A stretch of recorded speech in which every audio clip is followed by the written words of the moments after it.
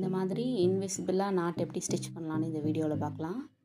First ஒரு cross piece எடுத்துக்கோங்க. அதை மடித்து தைச்சிட்டு நெக்கோட ஒன் சைட்லேருந்து வச்சு தைச்சிட்டு வாங்க. நம்ம எங்கே நாட் வைக்கணுமோ அதை முன்னாடியே மார்க் பண்ணி வச்சுருந்தோன்னா நம்ம நாட் வைக்கிறதுக்கு ஈஸியாக இருக்கும். ஏற்கனவே நாட்டையும் ஃபினிஷ் பண்ணி நான் வச்சுருக்கேன். இப்போ நான் மார்க் பண்ணியிருக்க இடத்துல நான் ஃபினிஷ் பண்ண நாட்டை வந்து வைக்க போகிறேன்.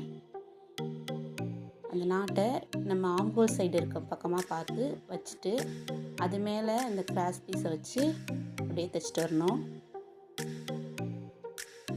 நாட்டு வர இடத்துல நல்லா ஒரு 2-3 தையல் பேக் ஸ்டிச் போட்டு எடுத்துக்கோங்க.